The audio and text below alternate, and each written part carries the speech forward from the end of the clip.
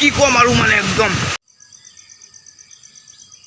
Good morning সকলোকে এটা নতুন পুৱালৈ স্বাগতম জনাইছোঁ মই প্ৰীত আপোনালোকক। আৰু এতিয়া বৰ্তমান সময়টো হৈছে 4:30 ৰাতিপুৱা 4:30। মই ওলাইছোঁ আমাৰে গাঁৱত, এইটো 37 নেশ্যনেল হাইৱে। গৈছোঁ কেলে ফুল উঠাবলৈ। ফুল মানে আজি ঘৰত এটা পূজা আছে, যাক বিপত্তাৰিণী বুলি কয়, দুৰ্গা দেৱীৰ আন এটা ৰূপ।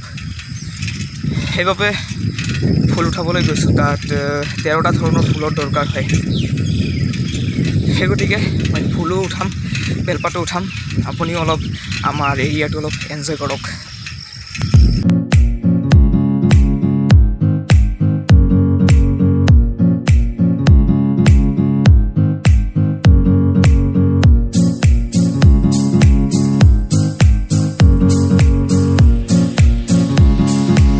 আমাৰ এইটো ৰোডত 4টাৰ পৰা কিমান ল'ৰা ছোৱালী, কিমান মানে মানুহে মৰ্ণিং ৱাক কৰিবলৈ ওলায়, তাৰপিছত ৰানিং কৰিবলৈ ওলায়। ওচৰতে আমাৰ তালপ বাইপাছ বুলি এটা ৰোড আছে, বাইপাছ ৰোড। সেইটো জেগাত গ'লে আপোনালোক দেখাব পাৰিলোহেঁতেন যে কিমান মানুহ ৰাতিপুৱা ওলায় আমাৰ ইয়াত।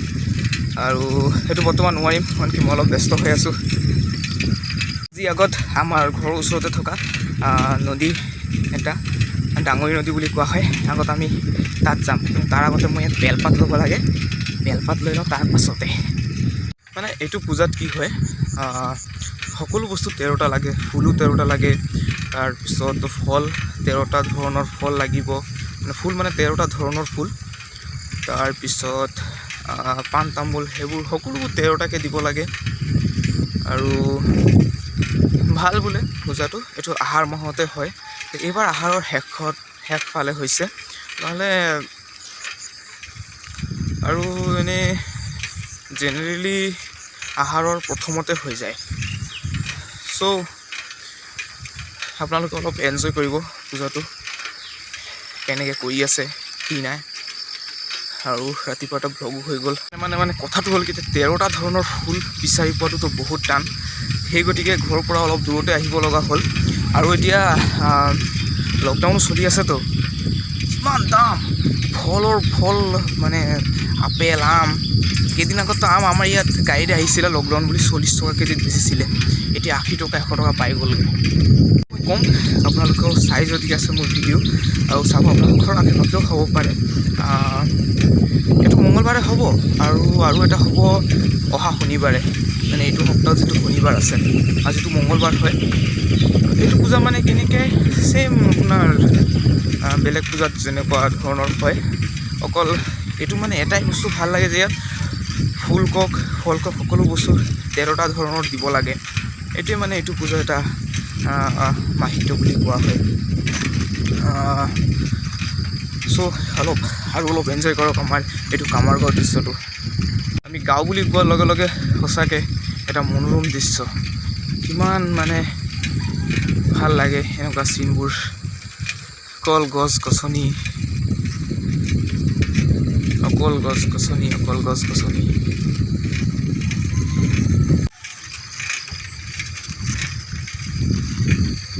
হ'লে কি, মই এইটো মন কৰিছোঁ, এই ৰাতিপুৱা সময়টোতো গাঁও হয়, তাৰ পাছতো এটা চৰাইৰ মাত শুনি পোৱা নাই মই এইটো গাঁৱত। এইটো আটাইতকৈ দুখ লগা কথা হয় যে মানে এনেকুৱা এদিন সময় আছিলে এইবোৰ গাঁওফালে ৰাতিপুৱা হ'লেই মানে চৰাইৰ ইমান ধুনীয়া ধুনীয়া মাত, এতিয়া মই এটা শুনি পোৱা নাই।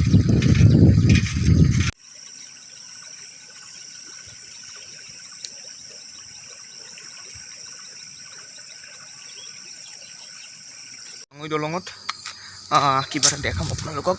এইকেইটা পাৰ হৈ আছে, আৰু এয়া চাব মোৰ পিছফালে এইটো খুঁটিবোৰ চাই পাইছে নহয় আপুনি, খুঁটাকেইটা। আগত দলংটো বোলে মানে এইটো যিটো দলং আপুনি চাই পাইছে, এইটো দলংটো বোলে সেইফালে আছিলে। তাৰপিছত কি হ'ল, কিবা হৈছিলে চাগে, ভাঙি গ'ল দলংটো। তাৰপিছত এইটো দলং বনালে। এই ডাঙৰি দলং মোৰ লাষ্ট ষ্টপেজ। এতিয়া মই ৰিটাৰ্ণ হ'ম। ভয়ো লাগে ৰাতিপুৱা সেইদিনাখন বোলে কোনোবা মৰ্ণিং ৱাক কৰি আছিলে পিছফালৰ পৰা স্কুটি এখন আহি কিনে ঠুকি দিলে নহয় তাক সেইটো কাৰণে বহুত ভয় লাগে ৰাতিপুৱা সময়টো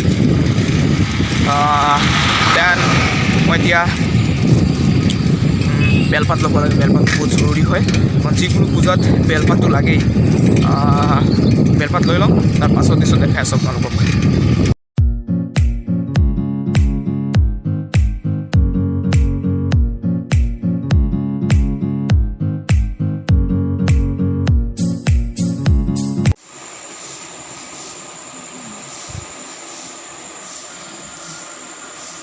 এটা বস্তু ভাল হ'ল 5:30 বজাত দোকান খুলি গ'ল মিঠাইবোৰ লৈ আহিব পাৰিলোঁ তো বৰ্তমান ঘৰত পাই যাম তো বলক তেতিয়াহ'লে পূজা আৰম্ভ কৰোঁ মৰ্ণিঙৰ ভিডিঅ' সামৰি পূজাৰ ভিডিঅ' আৰম্ভ কৰোঁ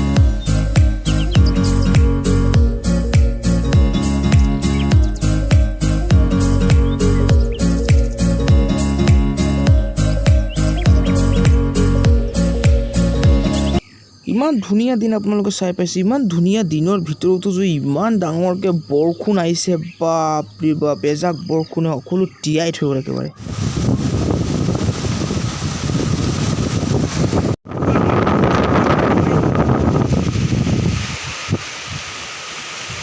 ইমান বৰষুণ আহি গ'ল কি ক'ম আৰু মানে একদম ৱেলকাম বেক চেম ভিডিঅ' আৰু এয়া হৈছে মোৰ আৰাধ্য দেৱতাৰ মন্দিৰ ভোলা বাবাৰ মন্দিৰ হয় আৰু ইয়াতে মই সদায় পূজা অৰ্চনা কৰোঁ আৰু সেইফালে মায়ে ৰেডি কৰি আছে আমাৰ যিটো আজি বিপত্তাৰিণী দেৱীৰ পূজা তো বিপত্তাৰিণী দেৱীৰ পূজাত মই উপস্থিত থাকিব নোৱাৰিম কাৰণ মোৰ ইমাৰ্জেঞ্চি কিবা এটা কাম আহি গ'ল মই তালৈ গুচি যাব লাগে চ' আপোনালোকে চাই থাকিব আৰু আপোনালোকক মই যদি পাৰোঁ বিপত্তাৰিণী পূজাৰ অলপ দৃশ্য মই দেখাবলৈ মই চেষ্টা কৰি আছোঁ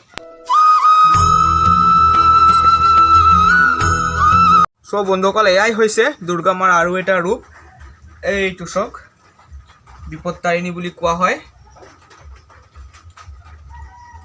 চাইছে আৰু এয়া পূজা হৈ গ'ল আমাৰ এতিয়া আৰু এটা নিয়ম বাকী আছে কৈ দিছোঁ আমাৰ যে অসমৰ পৰা কেইজন মানে ভিগু কাশ্যপ ডিম্পু বৰুৱা বৈষ্ণোদেৱী থানলৈ গৈছে জম্মু কাশ্মীৰত এই বিপত্তাৰিণী হৈছে বৈষ্ণোদেৱী এইটো মই আপোনালোকক ইয়াতে জনাই থৈছোঁ বৈষ্ণোদেৱী হৈছে বিপত্তাৰিণী আৰু বিপত্তাৰিণীয়ে হৈছে বৈষ্ণোদেৱী আমি বিপত্তাৰিণী বুলি কওঁ আৰু হিন্দীত বৈষ্ণোদেৱী বুলি কোৱা হয় বুজি পালেনে বলক তেতিয়াহ'লে আৰু এটা কিবা নিয়ম আছে তেল সিঁদুৰ এইবোৰ মানে পানীত দিব লাগে সেইটো অলপ ভিডিঅ'টো কেপচাৰ কৰি লওঁগৈ হ'ল কি এতিয়া যে পানীত তেল দিব আৰু সিন্দুৰ দিব সেইটোতে মানে কেনেকৈ বুজি পায় যে পূজাটো সম্পূৰ্ণ হ'ল নে নাই হোৱা আৰু দেৱী সন্তুষ্ট হ'ল নে নাই হোৱা কেনেকৈ বুজিব মই বুজি নাপাওঁ মায়ে বুজি পাব মই ভিডিঅ'টো আপোনালোকক দেখাই আছোঁ